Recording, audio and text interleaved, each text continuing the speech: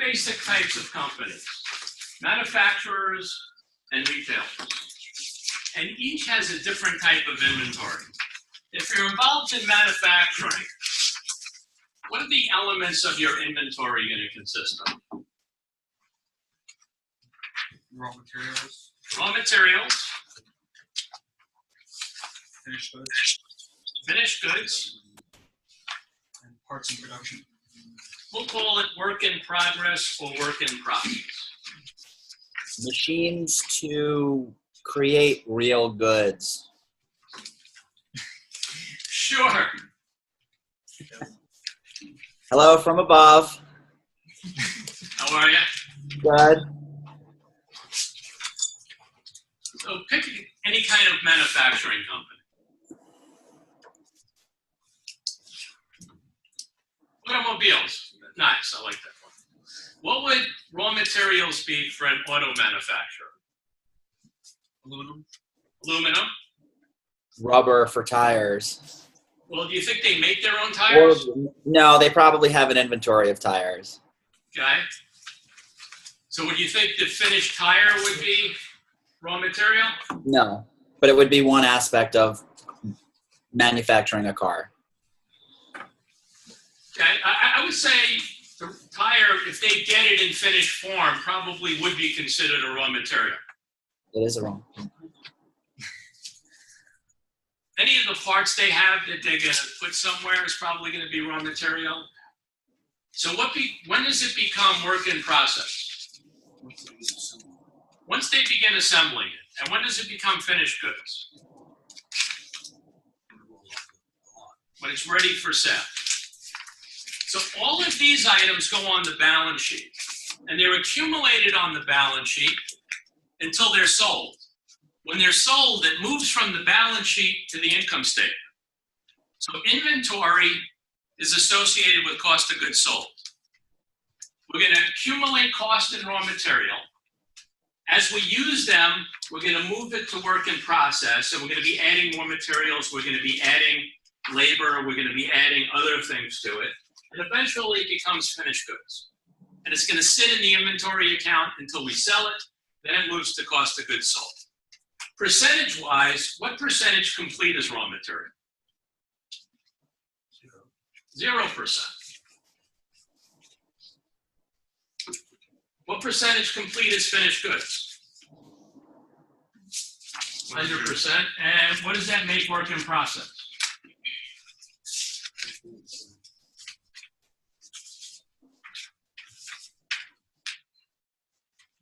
Greater than 0, less than 100.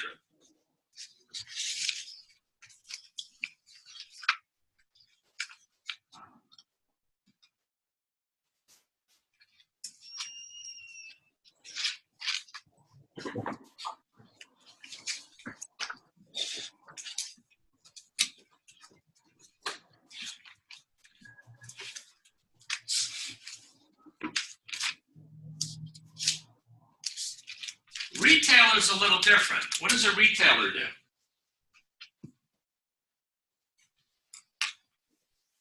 Distributor. Just buy and sell. And so how do they get the goods? What form are the goods in when they receive it? They just deal in finished goods. So when you have a manufacturer, the accounts you have and the way you keep track is a lot more complicated than if you're a retailer. Now, if you can think about it, if you're a manufacturer, and we're doing an automobile company, how many different automobiles do they have in process at different stages of construction?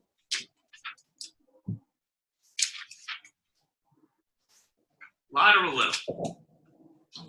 Hopefully a lot.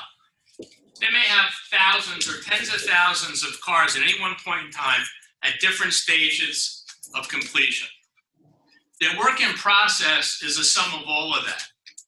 It'll have some cars that are partially complete, just started work on, others that are almost ready to be rolled off.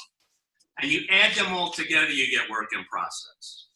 Finished goods, they're all at the same stage, though they may have cost different amounts. We're not going to spend too much time on manufacturing. We're mostly going to be concerned with retail. It's a little easier to conceptualize. Chapters on inventory. Why do we need this chapter?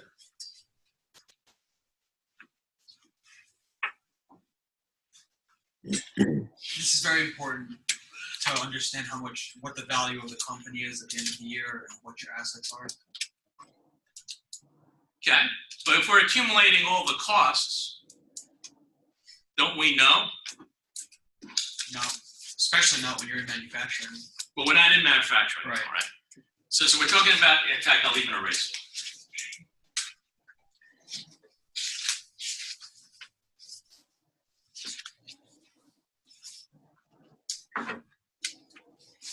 But even in retail, the goods that you have in inventory, what's the value of the good? It's not what you sell it as, because you may sell it at a discount in certain areas. So you need to understand what the value of all the goods are that you have at your facility. Okay, so let's take a mental trip. Joey, you want to try this one? Yeah, I was going to say, it's a requirement of US GAAP that you actually match your expenses with your revenue, so you can't really offload all your inventory in your P&L at one instance. So you have to account for those unsold portion in order to move forward. Yeah, we're kind of getting there. Financial year. If we manufacture houses, inventory isn't a problem. We could easily keep track of how much money we spent to build a house. And when we sell it, we could offset what we get paid against with that expense. But let's go make believe, don't have to close your eyes, but try to take this walk with me. We're in the back room of Staples. And we have 3 pallets of paper clips. Bought at different times, so we paid different prices for the paper clips on each of the pallets. So let's say this pallet, we paid a penny a box. This one we paid 2 cents. And this one we paid 5 cents. If you took a box of paper clips from each of these pallets and looked at it, would you be able to tell them apart? No. If they're from the same company and they're the same size paper clips and they didn't change their packaging, the boxes would be the same, the lettering would be the same, the quantity would be the same, the size is the same, and most importantly, the UPC code is exactly the same. The only difference between these 3 pallets is what we paid to acquire it. So if we sold something from this pallet for 10 cents, how much did we make per box? How about from this pallet? 8. And from this pallet? 5. Now, I don't know if you've seen the people that work at Staples. Anybody work at Staples? There's a very good chance that one of these people accidentally knocked over both pallets into the third. And of course, they're going to quickly try to stand them all back up the way they were. But how do we know that a couple of these boxes didn't get mixed up? Or say the person's fairly tall and someone said, go get boxes of paper clips. They're not going to start and go all the way down. They'll just take the top off of each of them. It's a lot easier for a tall person. Does it matter to us what we actually paid for that box of paper clips? Well, if we want to do specific identification, if we want to actually have some method of understanding that everything we sell is exactly what we paid, it would be almost impossible in this environment. If we sell cars, if we sell yachts, boats, if we sell diamonds, each of these items is easily identifiable from all the other things we're selling. But if we're selling paper clips in this kind of quantity, it's impossible. So to be able to charge cost of goods sold for the cost of that box of paper clips, we have to make assumptions. We need a method. And that method basically says, we don't really know what we paid for that particular box of paper clips. But it doesn't really matter, because we're going to follow a convention consistently, and that allows us not to have to worry. So there's really 2 choices when it comes to inventory. One is the system,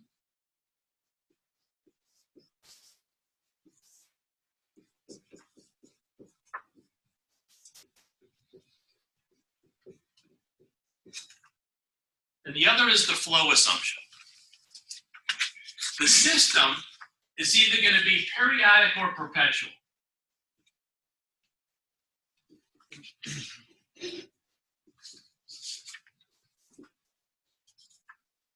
The flow assumption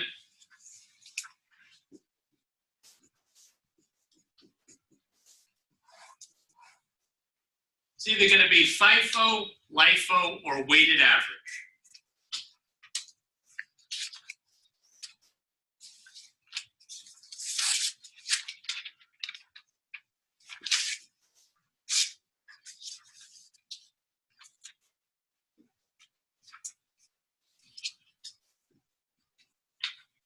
Then superimposed on all of that, we have something called LCM. Anybody know what LCM stands for? Lower cost to market. Very good. Lower of cost to market. Now, we're not going to spend too much time on lower of cost to market. We'll just mention it now. And basically, it says if the market value of your inventory is less than your cost, you have to lower the cost to that market value. You can't overstate your assets.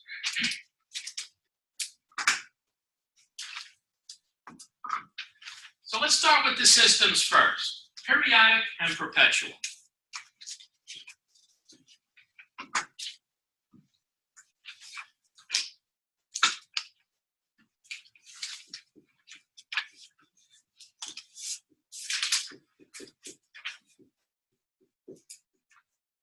With periodic, the dates of the transactions don't matter. The date you purchase something and the date you sell something are unimportant.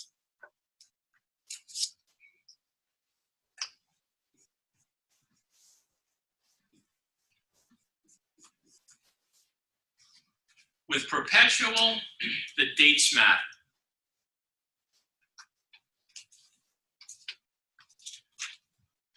As we're going to go through this, one of the things that's going to be obvious when we're using periodic is that it may be impossible, depending on your system and the method, to follow the physical flow of goods. If we think about companies and inventory and how things are sold, FIFO means the first in is the first out. LIFO means the last in is the first out. And weighted average says each thing sold is an average of all the purchases. What kind of company, what kind of process, what kind of sales do you think they have? What kind of products where a weighted average actually seems to make sense given what they do? Produce. Maybe produce. I think there's some even better examples of that. How about gasoline? How many people have cars? When you buy gas, you get it from the pump. When they fill the tanks that feed the pump, do you think they're perfectly empty at any point in time? No, so they have some gas in there that they paid something for, and they're adding to it. So when they add to it, it really does become a mix of what was there and what got added. Also paint. If you think about paint filling cans, they probably come out of these jute silos, and it's constantly a mix of different costs. Sometimes in produce, but you can really see how this mixes a lot better. Take FIFO, where the first in is the first out. What kind of product can you think of? Assembly line, so car manufacturers. I was thinking more like milk. Bakery. Bakery? Yeah, anything perishable you're trying to get out. No interesting story about that. I was in a supermarket, just killing time. And I was in the meat section, the cold cut area, and I saw that all their cheeses and all their meats and everything were expired according to the date. So the guy said, "Oh my God, thank you so much for pointing that out. We're going to take it in the back and retag it." Apparently, there's no legal thing that says you can't retag it. You just have to have a date on it. But if you exceed the date, you just put a new date on it. Didn't make me feel too good. What's this for now? Meats, cheeses. I think he was joking. There is. You can get cooties from like dead meat, or I mean, right? Could or couldn't? I mean, I'm being facetious. Of course you could. It's like food retail. I think that's a health violation. It depends on what it is. How many people, what do you think the most dangerous thing in your refrigerator is? Your hands. No, I'm just talking food-wise. What are you most worried about? Yeah. My wife has a real thing about, she's worried about eggs. That's her big fear. I'm not worried about it. So we'll be more worried about meat. So they have the date on the eggs. How long after that date would you use it? I usually don't use it past the expiration date, but I wouldn't be worried about it as much as 5 weeks. Most people would be able to use it 5 weeks past the date. Well, there's a lot of different dates. The question is, what date is it? Is it an expiration? Is it a sell by? It is best if used by? Yeah, expirations are all, it's kind of crazy. Expiration dates in New York City are a lot shorter than elsewhere for a lot of things because they anticipate with traffic it spends longer on the truck. So they think it's going to expire first. So a lot depends on where you're from and what you're used to seeing. But we're a little off the track on that. How about LIFO? Does it make sense that the last one in is the first one out? Spent a lot of time thinking about this.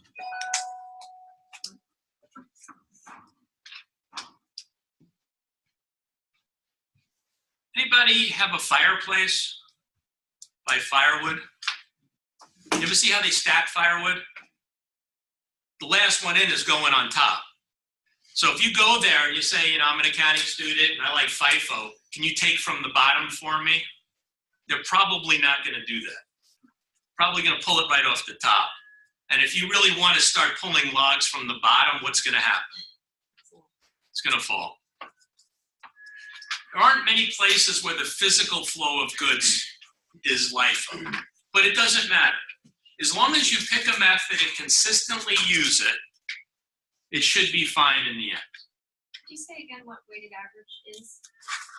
We're going to illustrate all of them, but that's where the selling price, the inventory per unit price, and what's going to move the cost of goods sold is an average of all the units.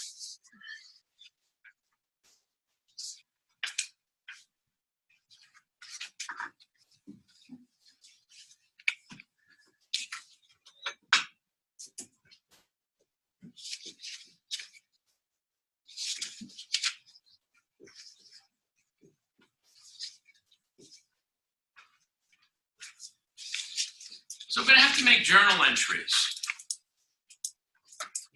With periodic, the journal entries we make are going to be very different than the journal entries we make under perpetual. With the perpetual system, every time we make a sale, we're going to debit cash or accounts receivable, credit revenue. The same with the periodic system. We make a sale, we debit cash or accounts receivable, we credit revenue. The difference is, with the perpetual system, when we make that sale, we're also going to debit cost of goods sold and credit inventory. With the periodic system, we don't adjust cost of goods sold and inventory until the end of the period. With perpetual, we're doing it every time. So if you're ever in a store and they use a scanner, they have the possibility of using the perpetual system. If they don't have a scanner, if they have those old cash registers that just record numbers, virtually no chance of using the perpetual system. The IT just isn't there to capture what's being sold. So let's start with the beginning. We make a purchase. We're purchasing items we're going to resell.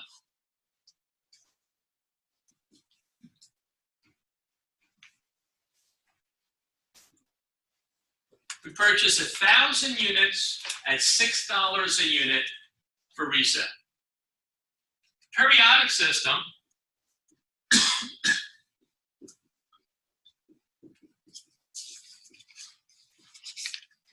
we debit purchases for 6,000, we credit accounts payable for 6,000.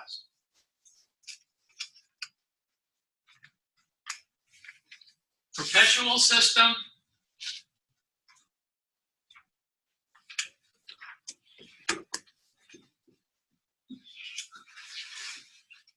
We debit inventory for 6,000. We credit accounts payable for 6,000.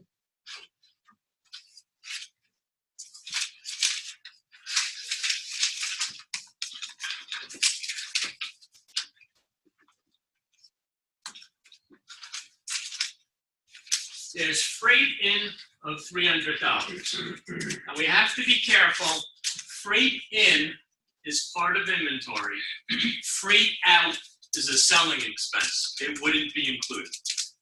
Freight in, under periodic,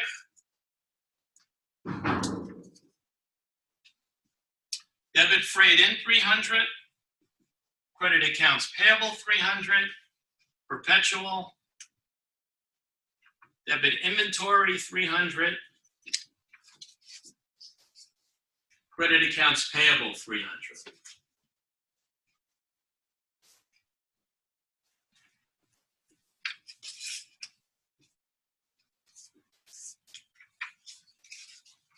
We return 100 of the units we purchased over here with periodic. Debit accounts payable, 600. Credit purchase returns, 600. Perpetual, debit accounts payable, 600.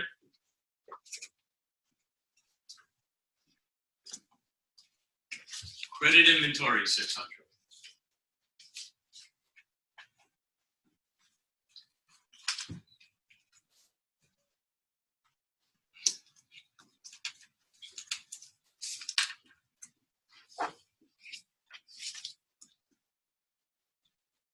We complain either that some of the material was, some of the purchases weren't good, or the price was a little too high.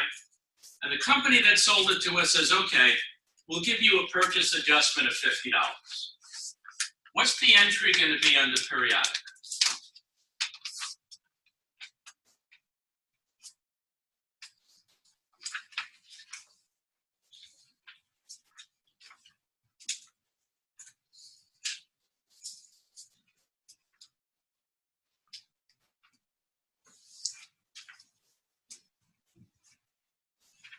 Is it allowance? We can call it a purchase allowance, but what are we debiting, what are we crediting?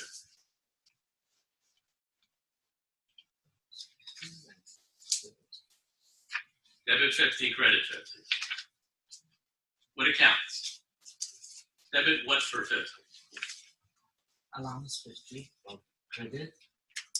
Allowance 50 for credit, okay. Purchase allowance 50. What are we going to debit?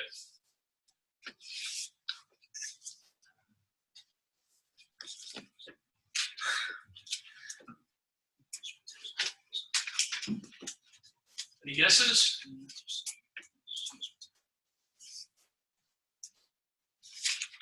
Accounts payable. How about under perpetual, what's the entry?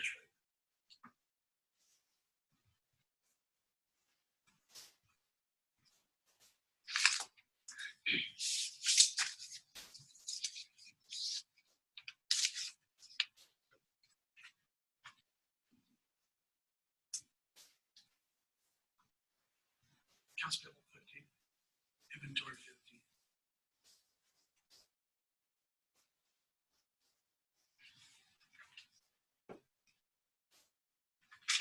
Debit accounts payable 50, inventory, credit inventory 50. It's actually an exercise in pattern recognition.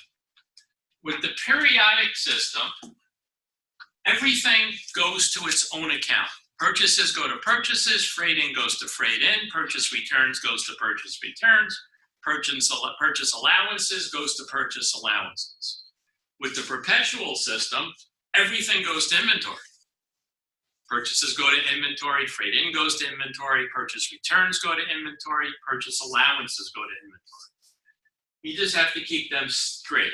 One always has its own account, the other one always gets accumulated in inventory. Any questions about the entries?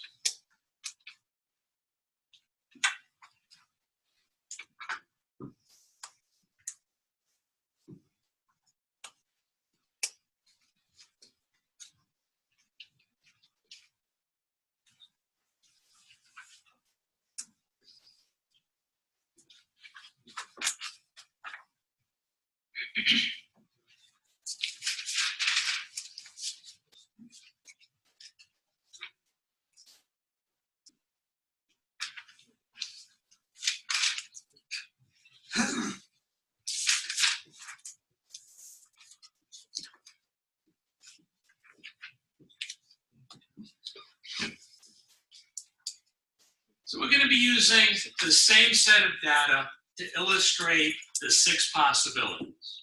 The 6 possibilities are LIFO, FIFO, weighted average under periodic, LIFO, FIFO, weighted average under perpetual. So we start off with the beginning inventory of 100 units at $7. April 25th, we buy 300 units at $9.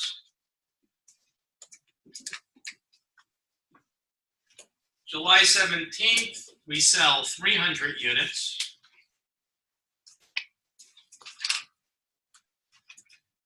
$10.19, we purchase 600 units at 11.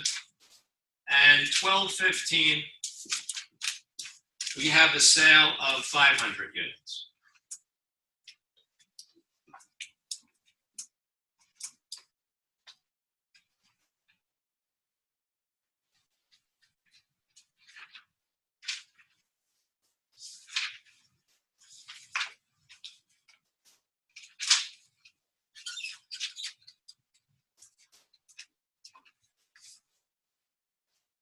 And keep that in one spot in your notes if you're keeping track with paper. Flip still on this page, but when we start doing each of the different methods, do it on a different page. Don't rewrite the whole thing all over. I mean, you can if you want. It usually just takes too long. So what's the first thing we're going to do? How many units were we able to sell in this period of time? What's the most we could have? What's the most sales we could have in terms of units? 1,000. 800, 1,000. 1,000, I mean, 900? The most we actually sold, or the most we can possibly We could sell possibly sell. in total inventory. Well, it's not really total inventory because we may have sold some before the end. Right? We're buying and selling through the year, so I'm just saying, in the confines of this data. Yeah. The only amount we can sell is, for this question, is the absolute inventory. I didn't know if you're asking how much could we have sold by prospective inventory, or how much did we sell by what that says? not what we sold. What's the most sales we could have? What we recorded is 1,000. 1,000, could you start on? Well, you started at 800, you went to 900, No, now you're at 1,000. I was looking at the numbers incorrectly, but I saw what you start with. The purchase was 300, another purchase was 600, so that would be 1,000. Correct. We had 100 to start. We made a purchase of 300. That's 400 in total, and another purchase of 600. So if we sold everything we ever had, we would have sold 1,000. That's called goods available.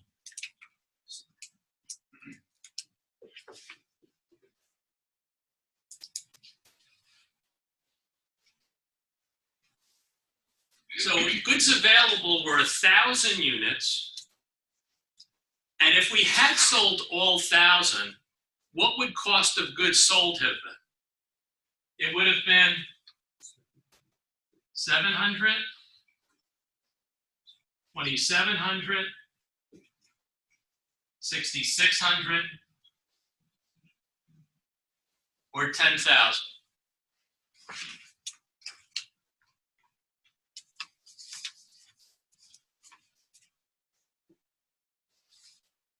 How many units of inventory are in ending inventory? At the end of this period, how many units do we have left? 200. 200. We had 1,000, we sold 800.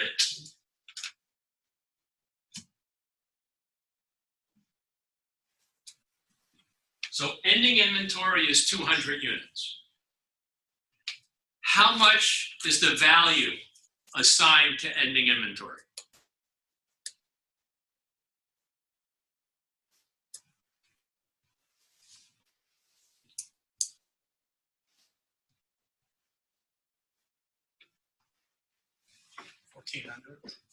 $1,400? Which method? That's the answer. We don't know. That's the whole purpose of why we have inventory. We know that there's going to be 200 units of ending inventory. The question is, where does this 10,000 get divided between ending inventory and cost of goods sold?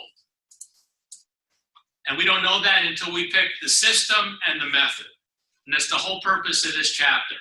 is to allocate this 10,000 between ending inventory and cost of goods sold. I always start a problem like this by figuring out where the units are.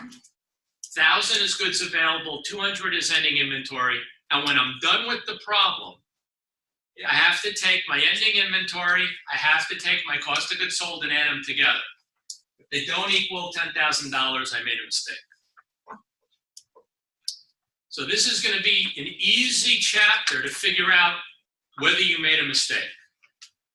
If it doesn't equal 10,000, or if you're using weighted average, come within a few dollars due to rounding, you have a problem.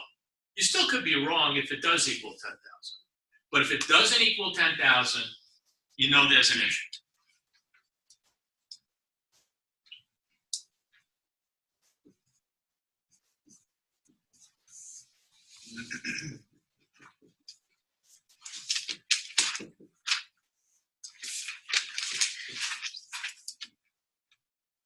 So the periodic method says we don't care about dates. We're going to wait till the end of the period, and now we're going to apply each of our, whichever one of these we chose. So FIFO says what? Which units do we sell first? First in is the first out. So ending inventory consists of which units? The last ones. If we sold the first ones, the ones that are remaining at the end are the last ones. How many units did we sell? 800. We sold 800. So there's a lot of ways we can go about this. In fact, we can even figure out ending inventory and then subtract that from 10,000 and say, that must be my cost of goods sold. If you're really confident about how you're working the numbers, you could do that. My advice is always to go through all the numbers separately and add them up. So if FIFO says we sold 800 units, and the 800 units were the first ones, it means we sold the 100 at 7, the 300 at 9, and how many of this 600? Well, there's 100, 400, we need another 400. 400. 400. And so the last units come from where? The ending inventory comes from the last units in, and we need 200 to get ending inventory. So the 600, 400 is cost of goods sold, 200 is ending inventory.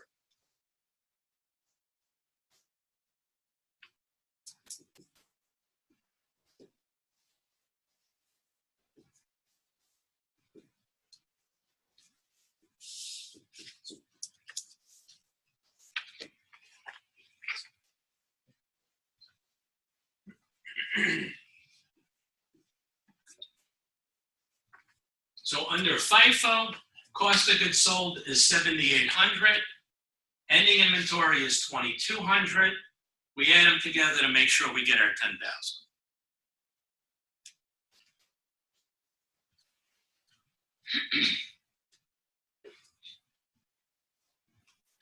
How did you get the 400 under FIFO? We know we sold 800 units. So we started with the first group that we had, which was the beginning inventory. So if we're keeping track, we have to sell 800. So that one gives us 700.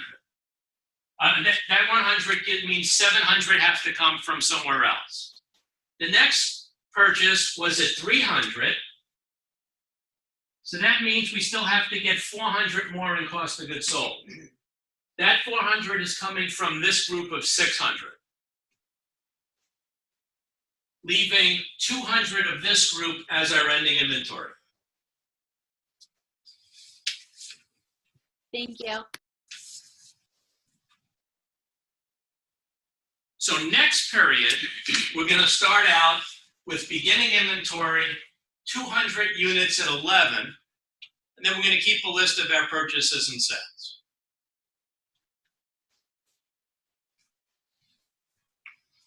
Any question about FIFO periodic?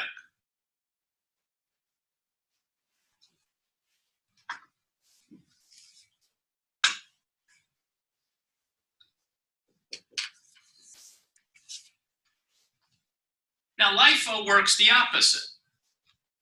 Cost of goods sold is going to come from the bottom of the list and work up, and ending inventory is going to be the top of the list and work down. FIFO, cost of goods sales, was top of the list working down, ending inventory worked up. So with LIFO, we need to get 800 units in cost of goods sold. Which are going to be the first units we're going to presume to have sold? 600. The 600. How many more units do we need to get to 800? 200. And where are those units coming from? 300. The 309. So that leaves what as ending inventory?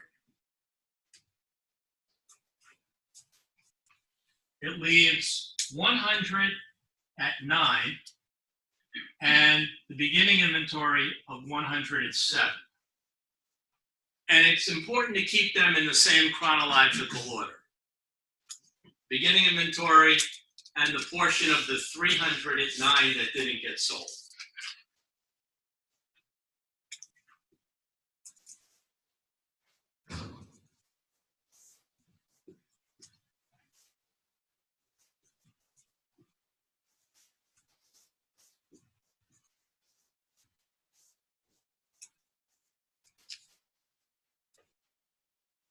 So under LIFO, cost of goods sold is 8,400, ending inventory is 1,600.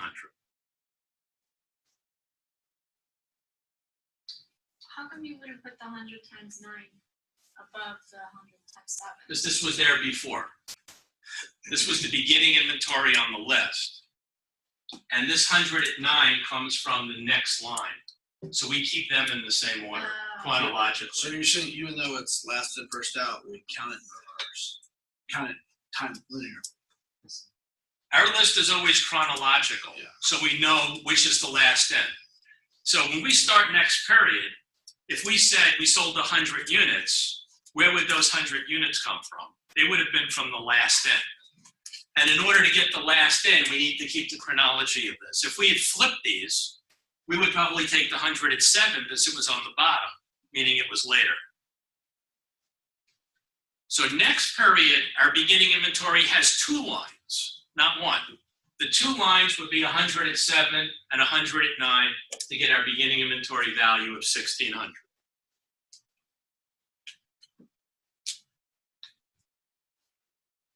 Any questions about LIFO?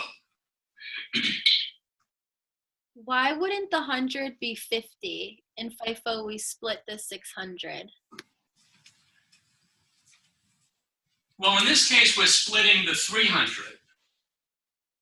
We split the 600 in FIFO because as we're going down the list, we needed to take this to get to our cost of sales of 800 units. In LIFO, we're still going to wind up splitting something, except as we work up the list, we have to split the 300. Or we could think about it, in LIFO, our ending inventory is the first units in. Because we're selling the last units in first, so ending inventory is the first units in, and that has to be 200 units. So we're going to have 100 at 7, and the next first in would be the part of the 300. To get to 200 units in ending inventory, we would take 100 of those. Everything else would be cost of goods sold. So it would be 200 at 9, leaving an ending inventory 100 at 9. Did that help? Yes, thank you. Any questions about LIFO? Then we have weighted average. Everybody likes weighted average periodic and hates weighted average perpetual. Weighted average periodic is we take the dollar value of the goods available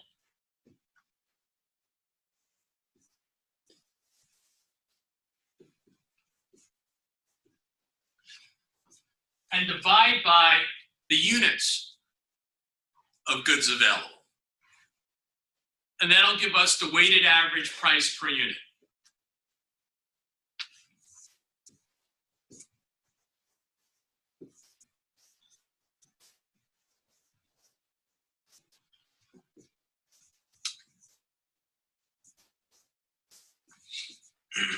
Then we times that by the units in ending inventory, 200. So ending inventory is 2,000. And we times it by the units that went to cost of goods sold, 800 units. So it's 8,000. And we always want to make sure we get back to 10,000.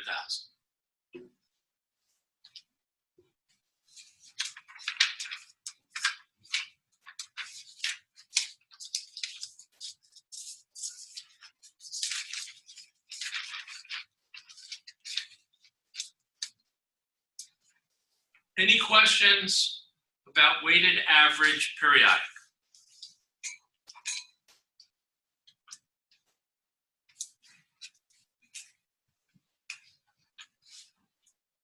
Is it okay if I erase it?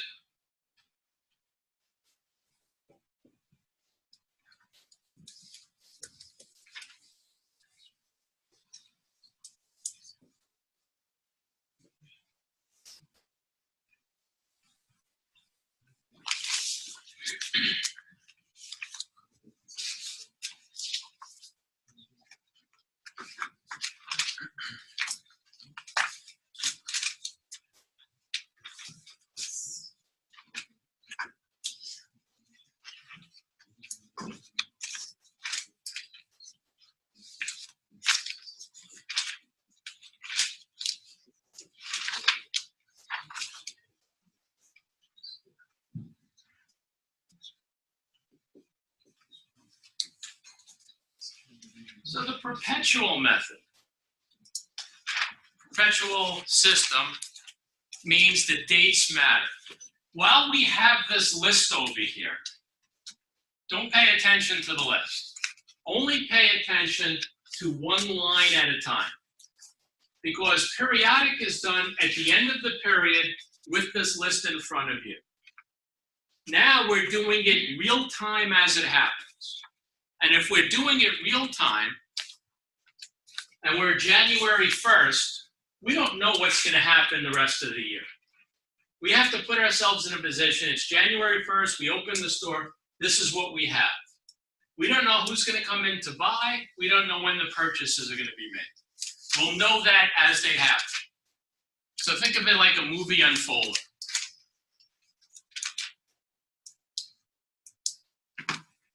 So we have 107. That's all we know on January 1st. The next thing that happens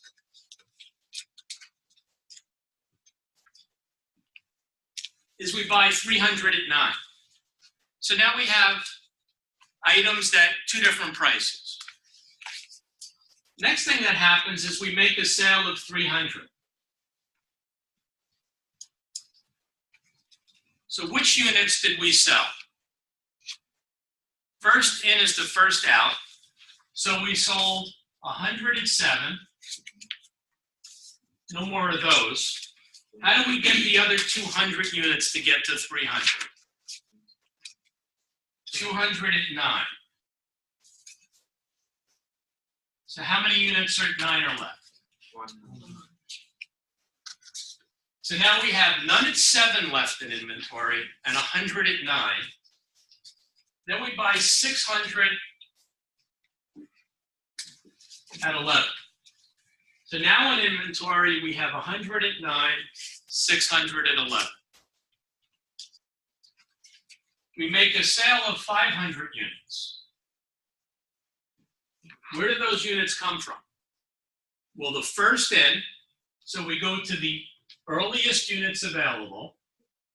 So it's going to be 100 at 9, and then 400 at 11, leaving 200 at 11.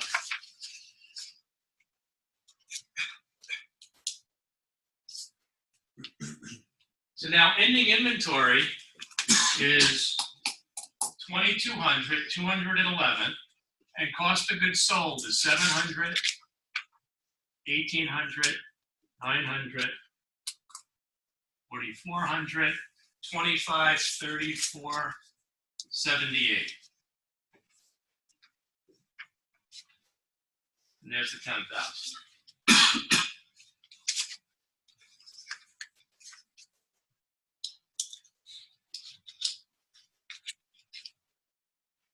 What do you notice about FIFO Perpetual? Say, compared to FIFO Periodic.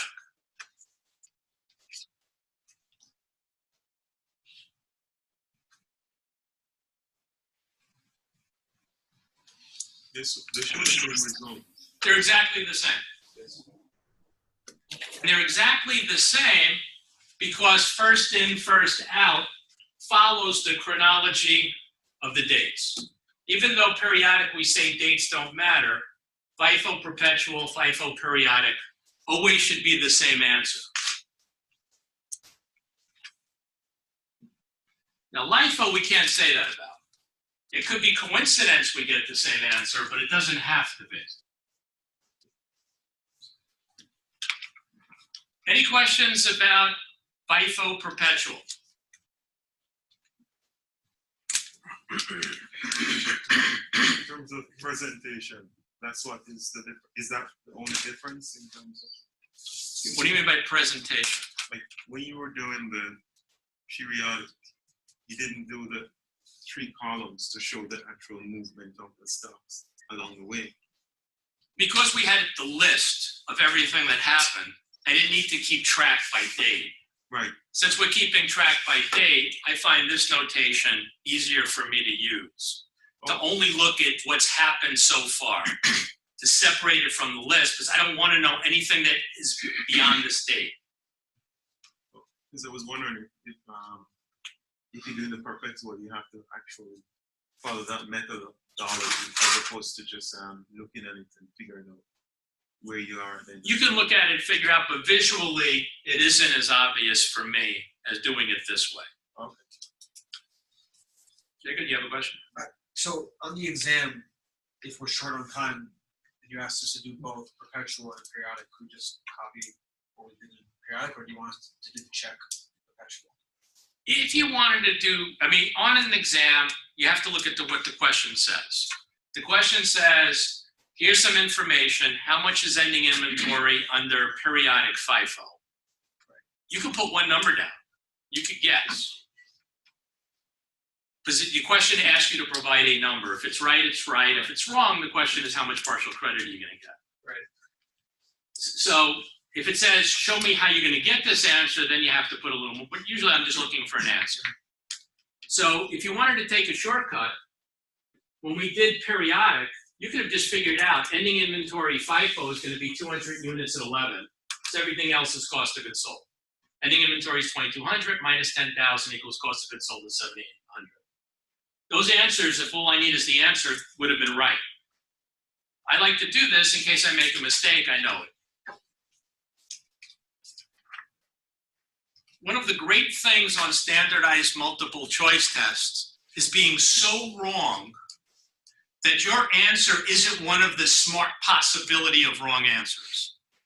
When you don't, most of the time there's one right answer and 3 wrong answers that smart people who just make a mistake, and the most common mistakes will make. My daughter, now going to soon be 12, used to come home, said, standardized test, they tried to fool me. None of the answers were right. I said, no, one of the answers was right, and you had the advantage of not coming close enough to pick one of the smart wrong answers. It gave you an opportunity to go back and redo it and figure it out, not to leave it blank because none of them were right. Doesn't work like that. So if you're just going to figure out one and subtract it, you're always going to have 2 answers, but you'll never know if it's right. If you do them separately and add them up, you know you have a much better chance of being right. Now FIFO, we're going to start exactly the same way. 107. Then we're going to put down the next thing that happens.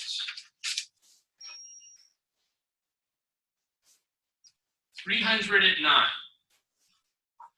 Then we have a sale of 300. Where's that 300 coming from? First 100, the second. Oh, no. It's coming from the last units in. The last units in at the bottom of this list. So it's all the 300 at 9. Then we get 600 at 11. So what do we have in inventory? 100 at 7, 600 at 11. Then we sell 500. Where did the 500 come from? 600. 600 at 11. So now there's 100 left at 11. And this is 500 at 11.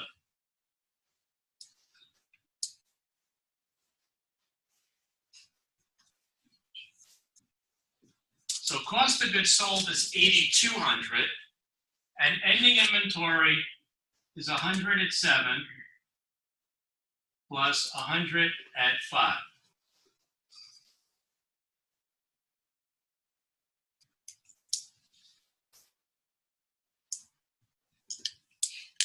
That's not right, is it?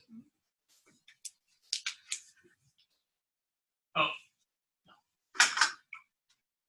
It's 100 at 11.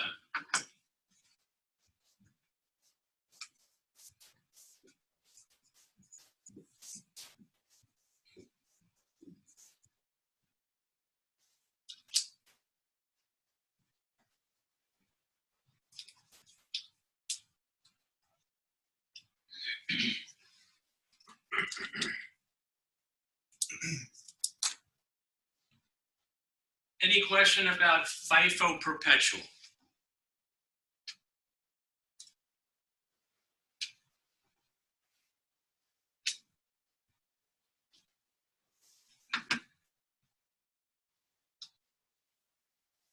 Everybody's good? All right, now weighted average.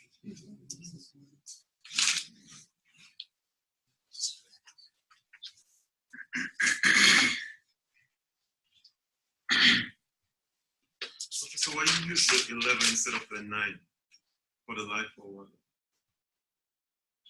Say that again? Why did you use the 11 instead of the 9 to value the closing stock with LIFO? The ending inventory? Yeah. Because with this sale of 300 on the LIFO, we used up all the 309. This sale came from the last units in, which were these. So we had no more left at 9. These 300 at 9 became cost of goods sold. So at this point, the only thing we had left in ending inventory was 100 at 7.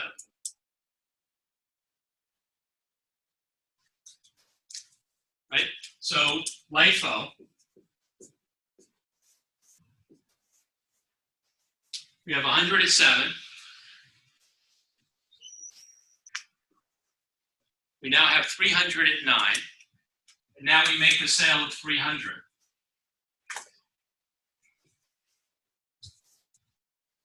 Those are the units we sold. So once we do that, they're no longer in inventory. The only thing we have left after we make the next purchase, we have 100 at 7 and 600 at 11.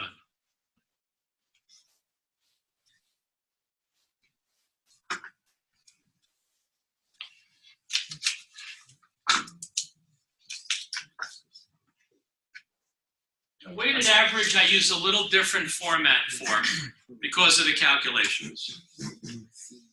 So we have 100 at 7.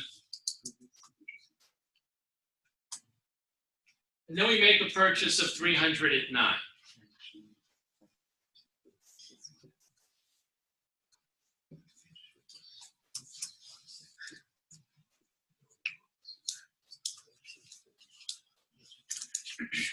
So we have 400 units with a total value of $3,400.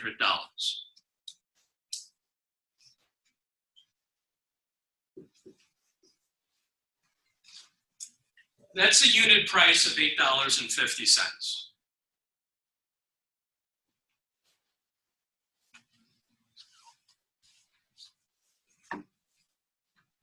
Then we sell 300 units.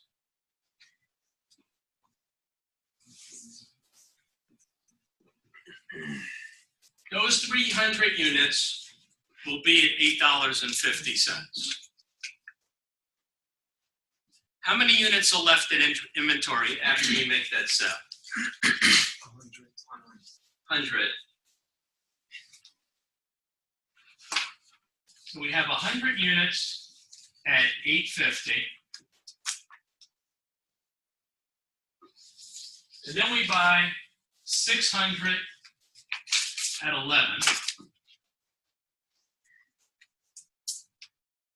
which gives us 700 units at $74.50.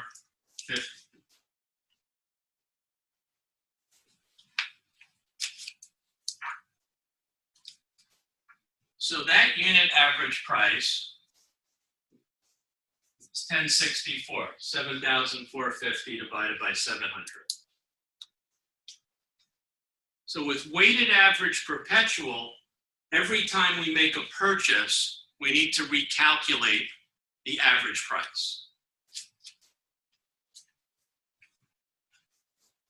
Then we sell 500 units. What price do we use per unit? $10.64. What's left in ending inventory? At what price?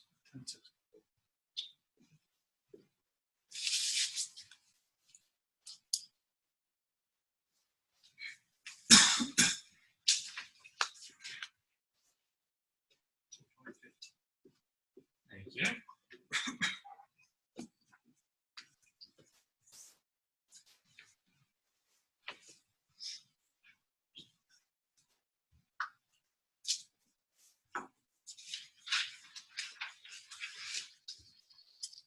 So 9998 is close enough to 10,000 because we round. $80 away with these numbers probably isn't close enough, but $2 is fine.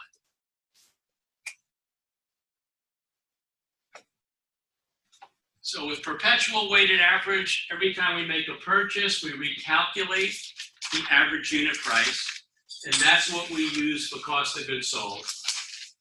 What's left is at that unit price. We make a purchase, so we recalculate the unit price, and we use that until another purchase is made.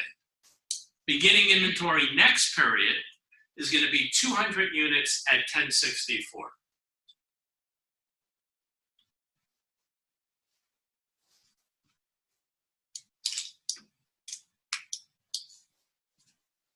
What's the difference again? Is it using this versus the other one?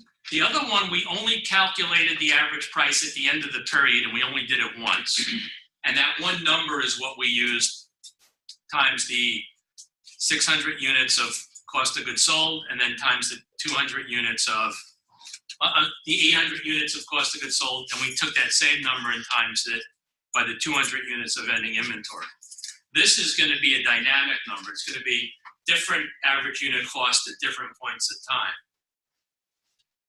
And you can see the total cost of goods sold in ending inventory is different between the two.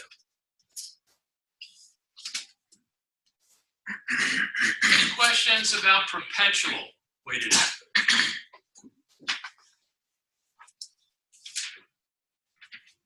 Does everybody think they got it?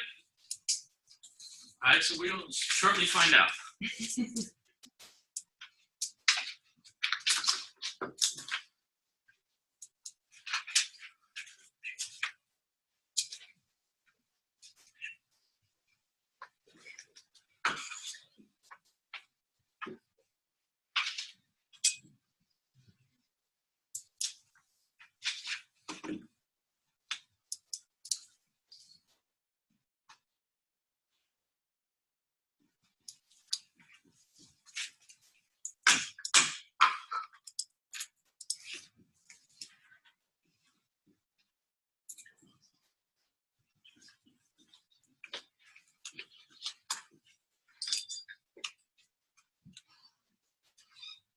P is, let's see, beginning inventory. So P is purchase, S is sale.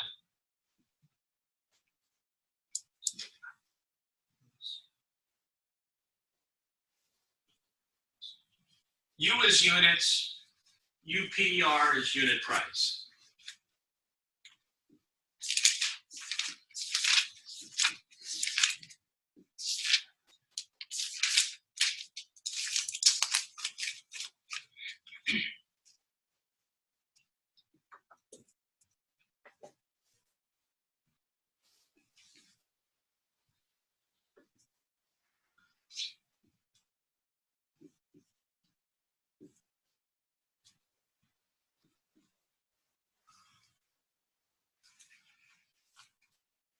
So calculate ending inventory and cost of goods sold using periodic FIFO LIFO weighted average and perpetual FIFO LIFO weighted average.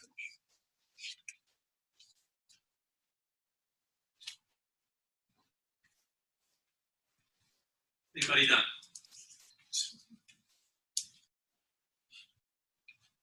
What is it?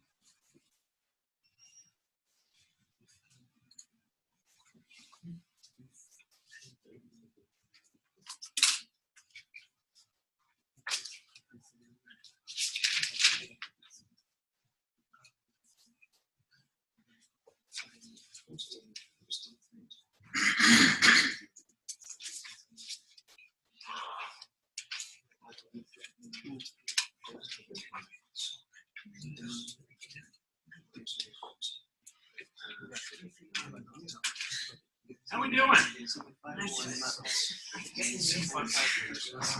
part did you give up on? I just started doing Perpetual.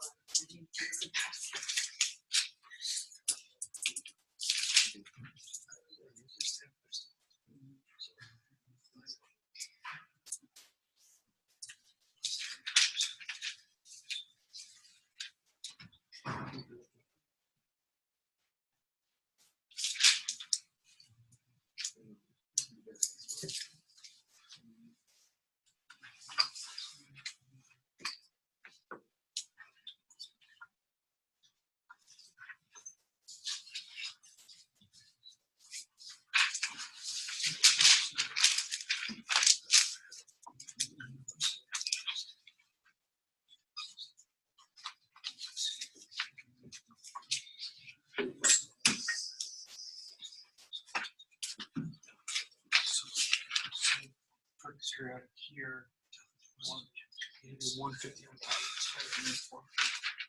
for the big balance. I have no idea what the answers are, but But you're saying for the LIFO. so when you start the next period, it's beginning balance. You want to keep the chronology of the list. Right, but you, when you're going in reverse, you said that when you're doing the ending, needs to go the opposite. Here we should put 150. And 400 times Right. All right, let's have some fun.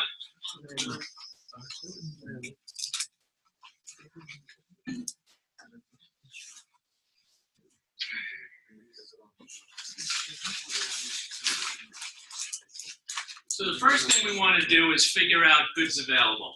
How many units did we have to sell in total? 17. 750. Okay, so 550, 1050, 1750. Now, what's the total value of those units? So we have 1,500, 4,000, 4,500, 5,600. So if we add those together, what do we get? 16. We get 15,600. 16. This actually shouldn't be stumping anybody. What's the question again? Total value of goods available. 16,000. 16? Oh, that's 4,400, that's why. Okay. So apparently I'm the only one stumped.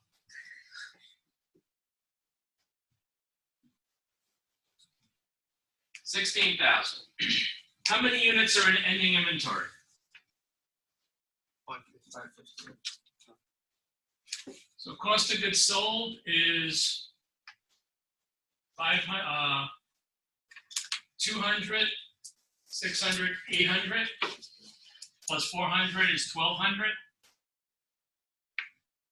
Ending inventory is 550.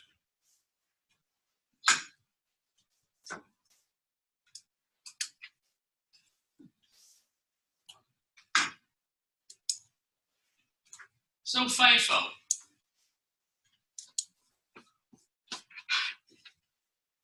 Cost of goods sold is going to be 1,200 units. We're going to start at the top and work down. 150 at 10, 400 at 11, 500 at 9. How many units is that in total? Need another 150. Yeah, 150. We need another 150. 150. So 150 at 8, leaving ending inventory 550 at 8.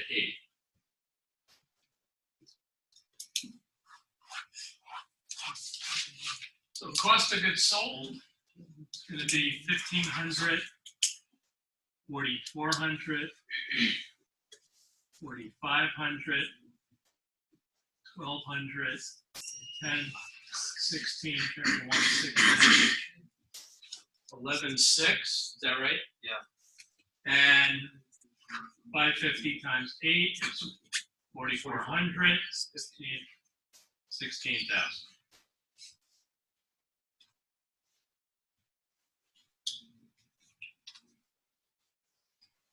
So any questions about FIFO periodic? Okay. Then we had LIFO. So how many units did we sell? Same answer, right? 1,200. LIFO, those units are going to come from the bottom of the list. So it's going to be 700 at 8. How many more units do we need? 500. So going up, we have 500 at 9. There's at 1,200. So the rest is going to be ending inventory. 150 at 10 and 400 at 11, which I think this was your question. Yeah. We want to keep the chronology on the list. I don't understand that. But Well, if we had sold another 100 units, where would they have come from? 100 at 11. Right. So if you flip the order and go into next period, where's the first 100 units coming from in this order under LIFO? That's why we want to keep the chronology. The next units we sell, if we don't make a purchase, we want to come from the 400, not the earlier units in.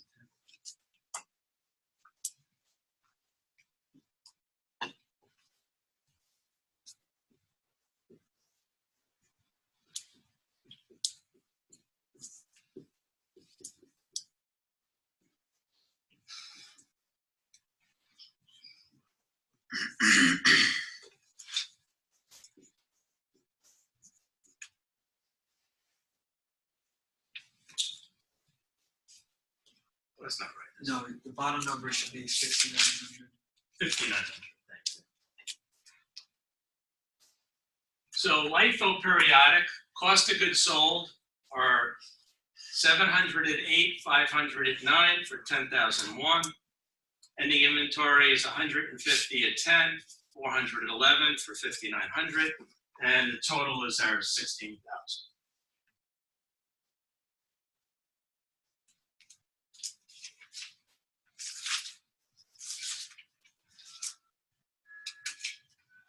Any questions about LIFO periodic?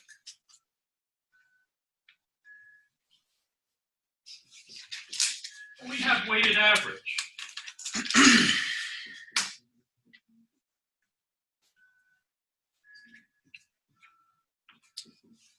$16,000 over 1,750 units is how much per unit?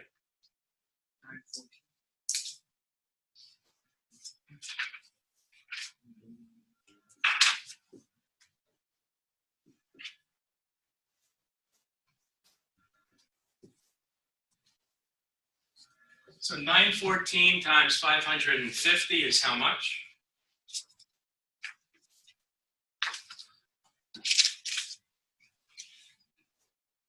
$5,027.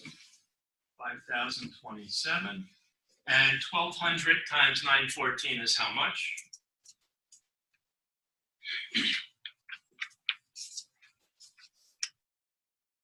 $10,968.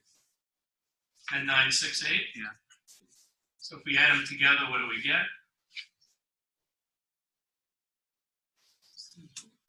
We get 15,995. Yeah. Close enough. Correct. Any questions about weighted average periodic?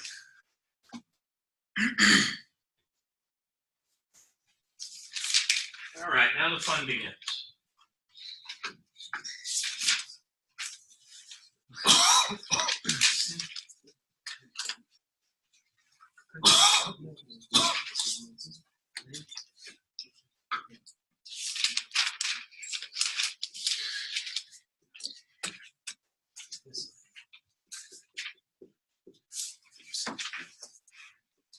FIFO Perpetual.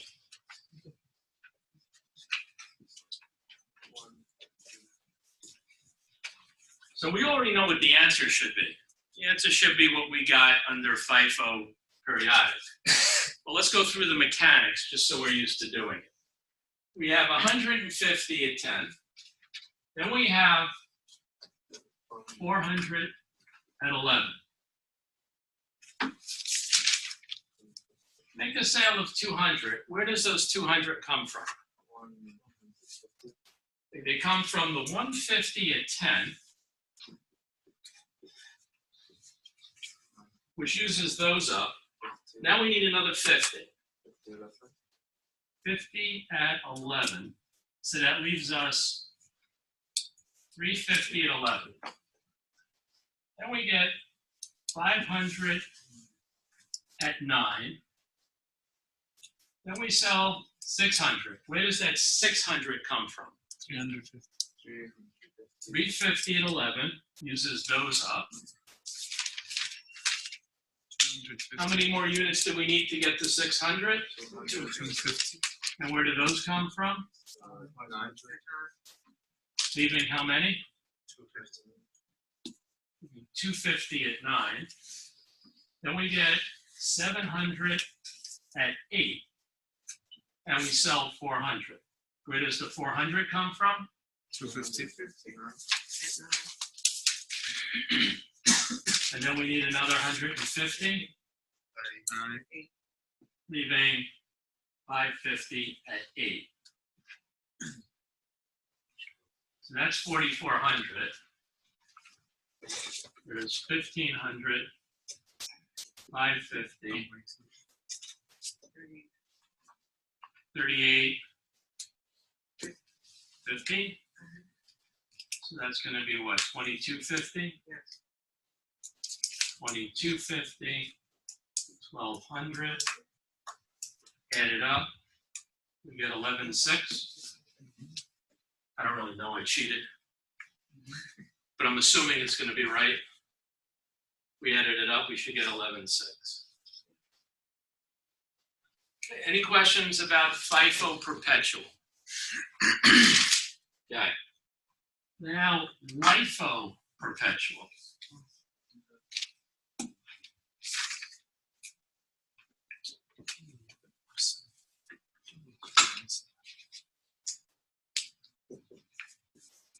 It's really the same thing, only we work up from those short lists we create instead of working down. 150 at 10, 400 at 11. We sell 200. Where's that 200 coming from? 400. It's coming from 400 at 11, leaving us 200.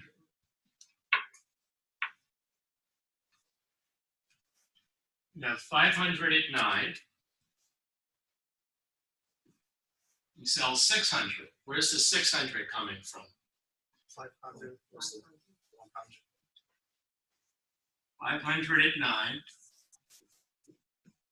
And then 100 at 11. Then we get 700 at 8, and we sell 400. Where's that 400 coming from? 700.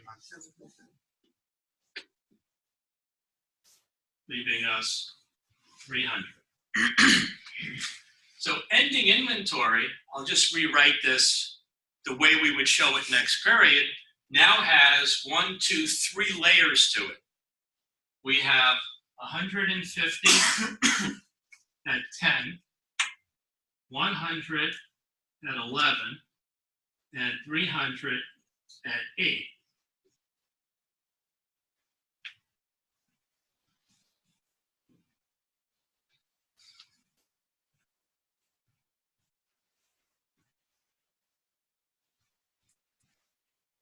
So ending inventory of these 3 layers totaling 5,550 units. Cost of goods sold hopefully will total 13,000.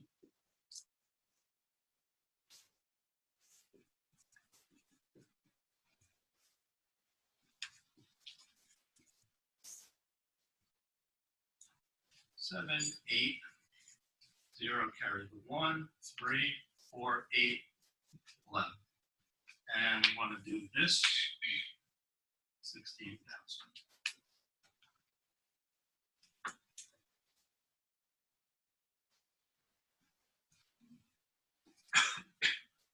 So any questions about LIFO Perpetual?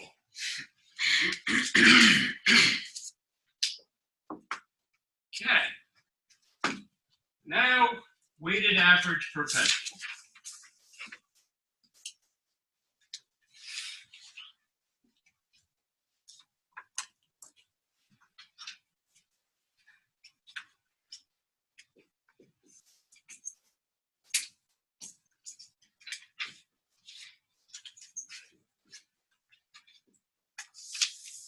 So we have 150 at 10, and then we get 400 at 11. That's equal to 1,500. That's 4,400. So a total of $6,900 and 550 units. 5,900. 59. I keep doing that. It's the second time, isn't it? Thank you. So what is that on a unit basis? 5,900 divided by 550.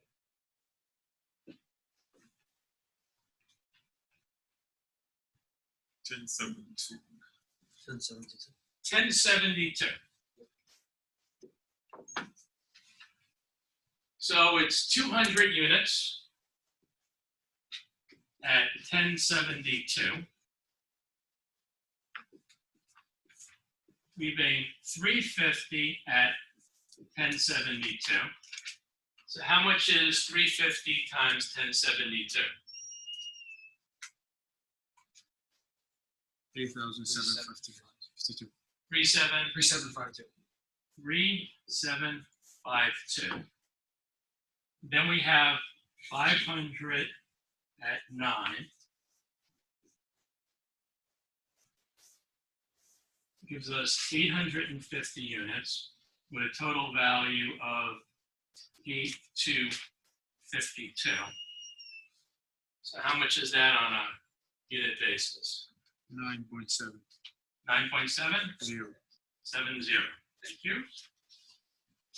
And then we have 600 units at 9.70.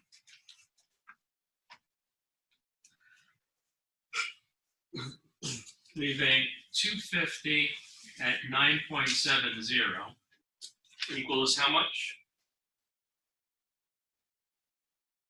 2425. Then we purchase 700 at 8, leaving 5,600. So that's 8025. And 950 units, giving us what unit price?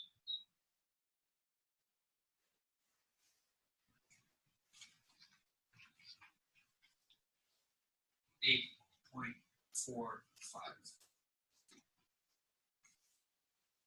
And then we sell 400 units.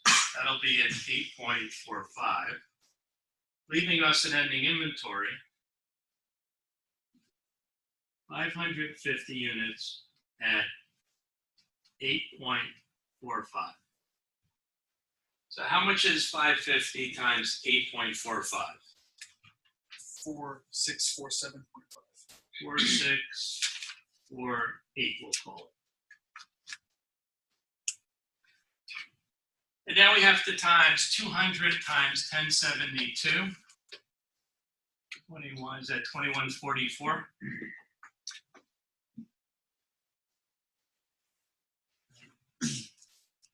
Is it? Yeah. Okay. Then 600 times 970. 5820. And then 400 times 845. 3380. 3380. So if we total it, 4, 6, 4, carry the 1, 2, 0, 3, carry the 1, 11344. 11344. So 4648 plus 11344 is 15,992. I'd say close enough.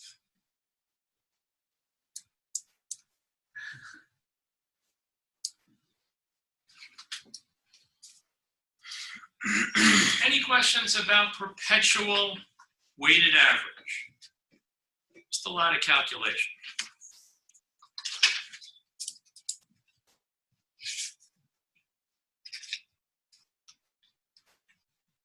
Okay, we ready for the homework?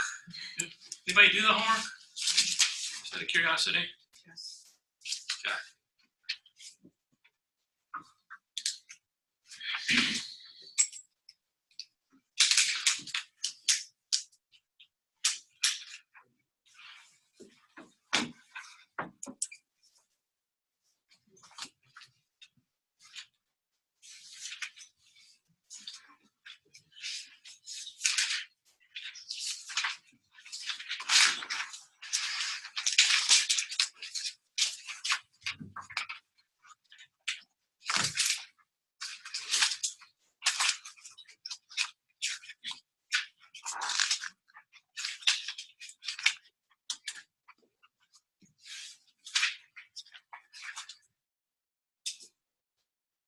Wow, 1, 2, 3, 4, 5, 6, 7, 8, 9, 10, 11. That was a lot of homework.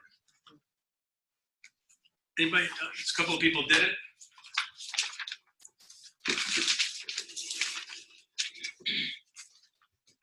Six, exercise 1. Company begins the year with inventory of 55,000 and ends the year with inventory of 45,000. During the year, the company has 4 purchases for the following amounts: What's cost of goods sold for the year? A little different way to ask the question.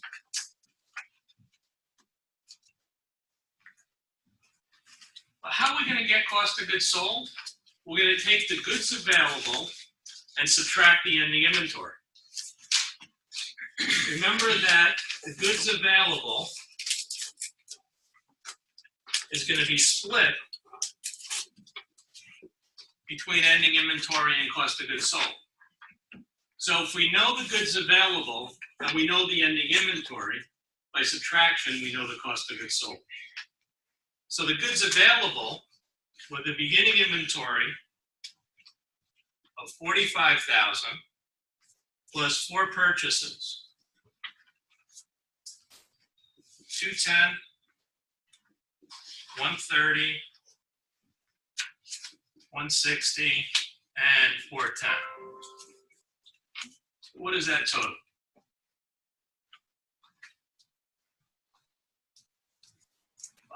So it's 5, 8, 14, 15, 1, 4, 5.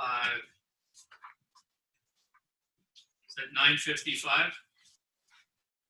Yes. Okay. Oh, that's wrong though. It starts with 55. So it's 965, my mistake. And ends the year with 45 and ending inventory. So cost of goods sold is going to be 920.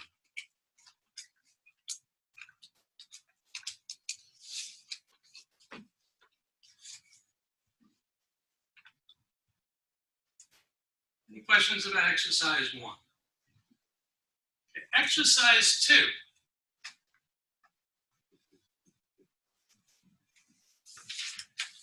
The multi-step income statement. On the test, you had a single-step income statement. Revenues minus expenses equals net income. Now that we have cost of goods sold, we're going to want to use a multi-step income statement. In a single step, one of the expenses in the list of expenses would be cost of goods sold. In the multi-step, we're going to start with name of the company, income statement, period of time. We're going to have our revenues. What revenues do we have? We have 390,000.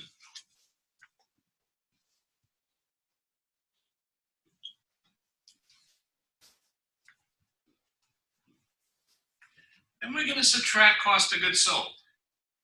Cost of goods sold is 130,000.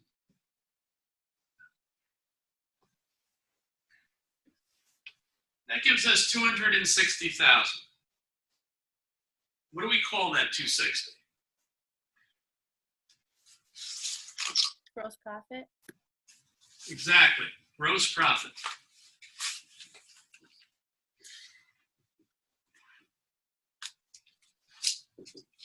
Then we have our expenses. Interest, salaries, utilities, income tax, advertising. 20,000, 40,000, 50,000, 50,000, 30,000. So total expenses of 130, 170, 190, making net income 70,000.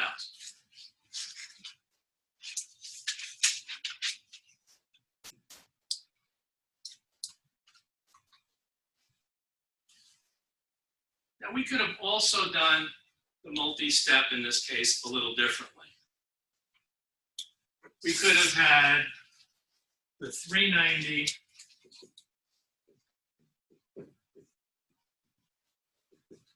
the 130 and the 260, then 20, 40, 50, 30,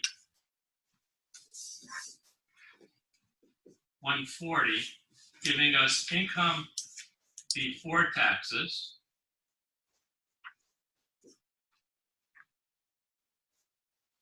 income tax expense 50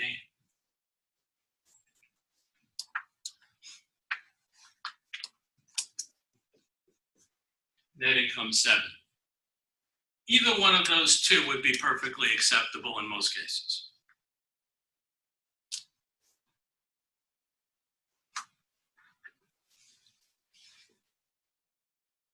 Any questions about exercise 2?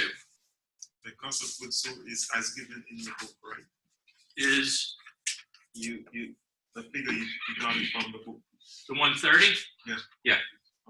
It says 130 cost of goods sold.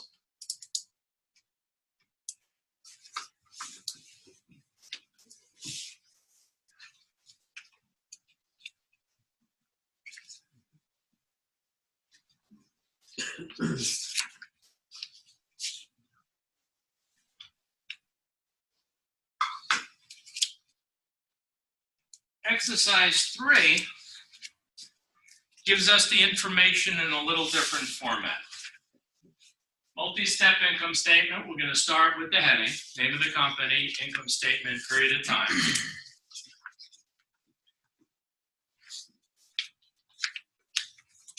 It has sales revenue, 300,000. Cost of goods sold,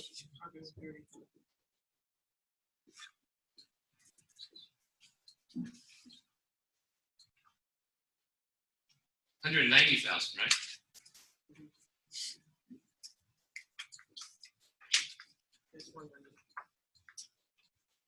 Gross profit,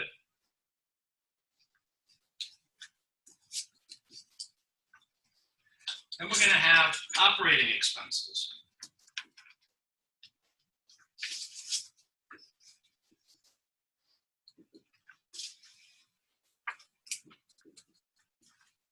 Selling,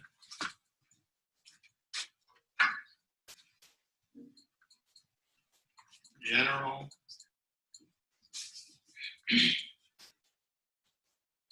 admin, giving us total operating expenses of 150. We'll subtract that and get loss from operations.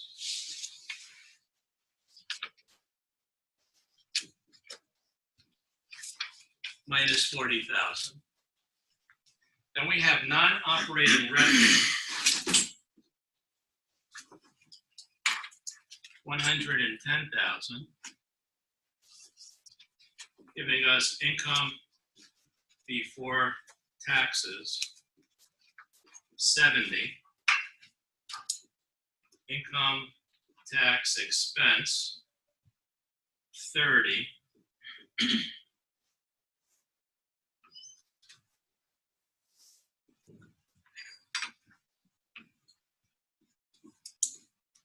giving us net income of 40,000.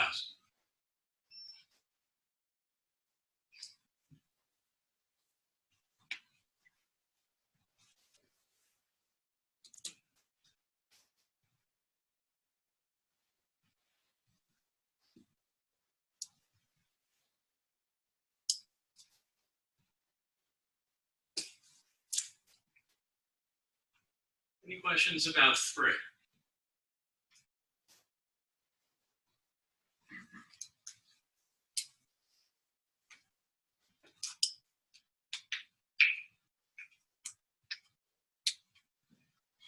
So the income statement, with all the different categories you could have, can get awfully complicated. For the purposes of this class, we're dealing with the single statement, or if there's cost of goods sold, the basic multi-step. So I'd say exercise 1 or exercise 2 are the better test questions. We could add in things like interest, income and interest expense, and have other revenues and gains, expenses and losses at the bottom. We could bring in things that are a little more advanced, like extraordinary items and discontinued operations. But for this class, we want the basics.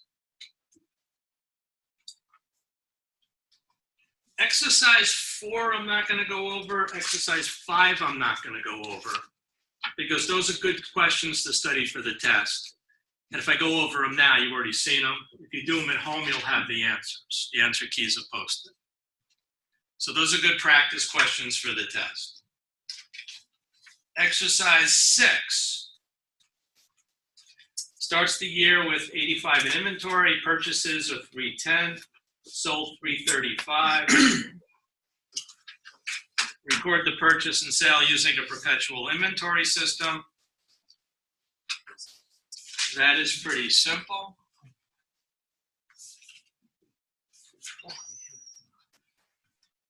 In perpetual, when we record the sale and the cost of goods sold, think in pairs of entries. Cash or accounts receivable and revenue, cost of goods sold, and inventory.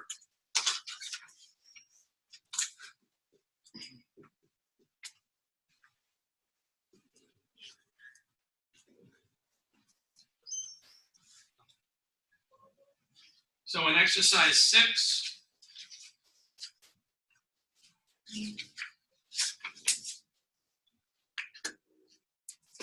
how much did we get for the inventory we sold?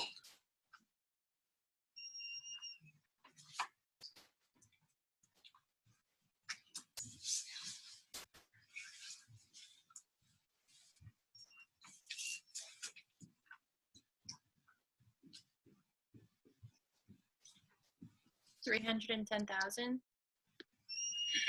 Now those were purchases.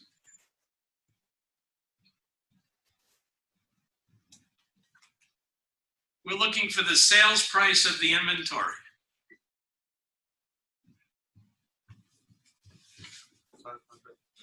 520. And is it accounts receivable or cash? Account receivable, How do we know? because on account. On account.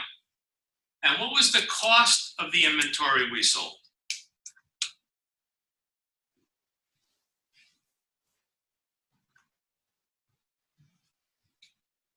$335. 335.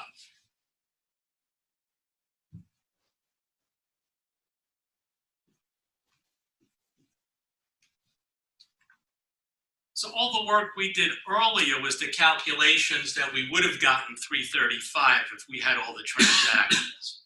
Here we just have to know how to pick the numbers out and which accounts to debit and credit.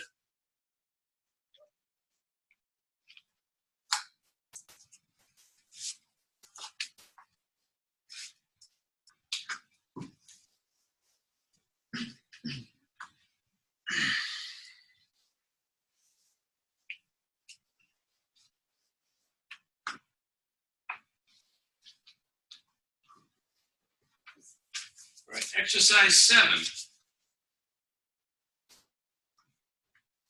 June 5th, they purchased 200 units of inventory on account for $20 each.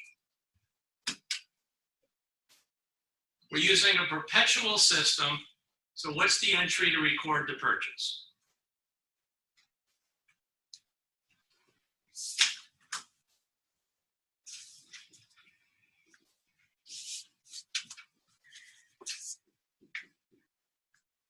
What are we going to debit for 4,000 for the purchase?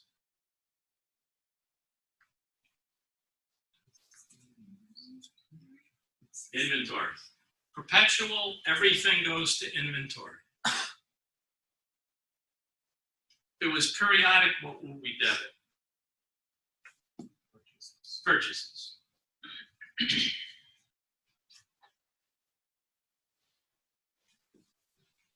June 9th, they returned 40 units for full credit.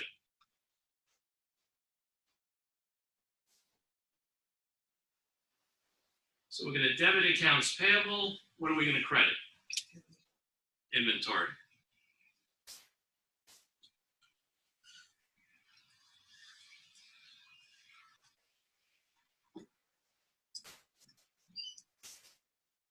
June 16th, the remaining inventory is sold for $35 each. So we're gonna debit accounts receivable, credit revenue, debit cost of goods sold, credit inventory. How much are we gonna debit accounts receivable for?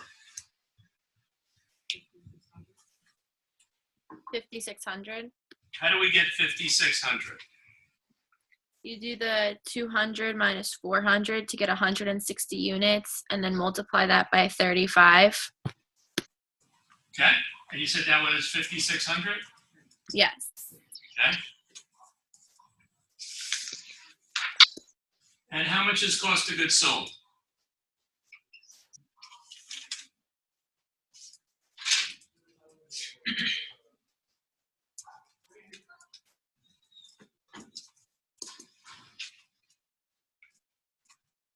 $3,200. 3,200. 160 units times 20. Or for this problem, we have an inventory account with 4,000, and we subtract 800, gives us a balance in inventory of 3,200, and if they sold all of it, we have to get it to zero.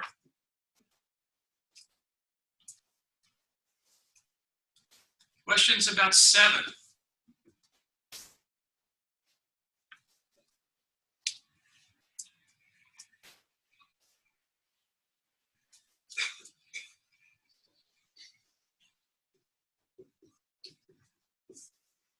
Eight, again using the perpetual inventory system.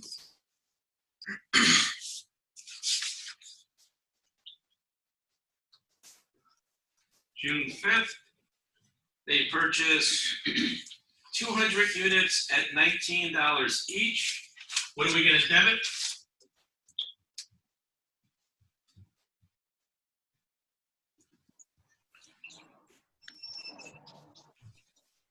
So 200 times 19, 3,800. What account do we debit? Inventory. Inventory.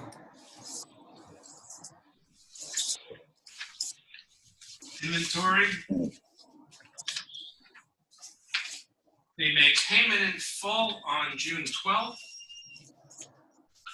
So we're going to debit accounts payable.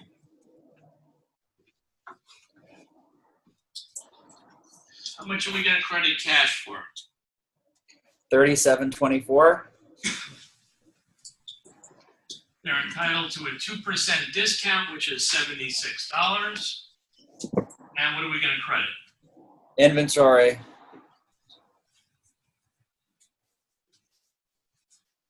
Credit inventory 76. Suppose payment was made June 22nd instead. It would just be credit cash 3,800. All right, 9, I'll leave. It's the exact same, just more transactions using perpetual. 10, same. 11, the same. How we doing on time? All right, so we got time to go over the test individually. Any questions about chapter 6?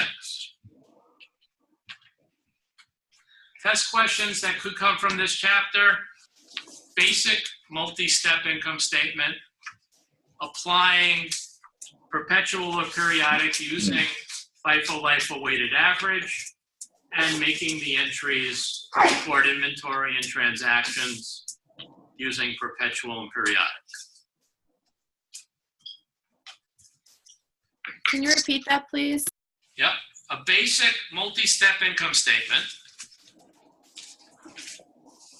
figuring out ending inventory and cost of goods sold using the perpetual or periodic system and FIFO, LIFO, and weighted average, and making the journal entries under the perpetual or periodic system. Thank you. Well,